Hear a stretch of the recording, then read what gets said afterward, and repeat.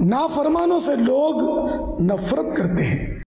مٹا دے ساری خطائیں میری، مٹا یا رب۔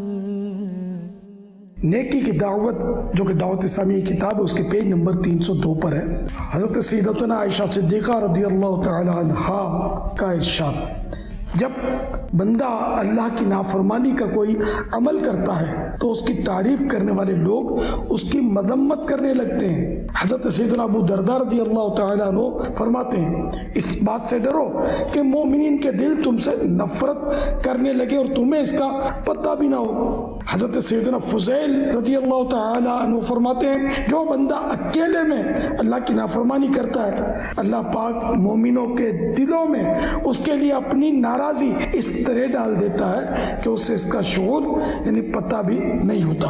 امام محمد بن سیرین علیہ رحمت اللہ المبین جب قرض دار ہوئے اور انہیں قرض کے سبب سخت غم ہوا تو فرمایا، میں اپنے اس غم کا سبب 40 سال پہلے سرزد ہونے والے ایک گناہ کو سمجھتا ہوں۔ حضرت سیدنا سلیمان تیمی رحمت اللہ تعالی علیہ فرماتے ہیں، آدمی چھپ کر ایک گناہ کرتا ہے تو اس کی وجہ سے اس پر ذلت طاری ہو جاتی ہے۔ حضرت سیدنا یحییٰ بن معاذ رحمت اللہ تعالی علیہ فرماتے ہیں، مجھے اس عقل مند پر تعجب ہے جو اپنی دعا میں تو یہ کہتا ہے کہ یا اللہ مجھے مصیبت میں مبتلا کر کے میرے دشمنوں کو خوش نہ کرنا، حالانکہ دشمن کو اپنی مصیبت پر خوش کرنے کے اسباب وہ خود ہی پیدا کرتا ہے۔ آپ رحمت اللہ تعالی علیہ سے پوچھا گیا وہ کیسے؟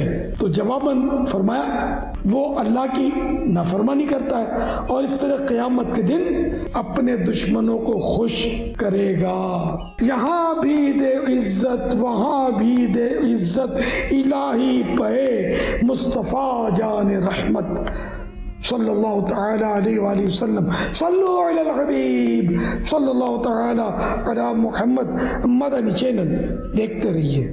ساری خطائیں میری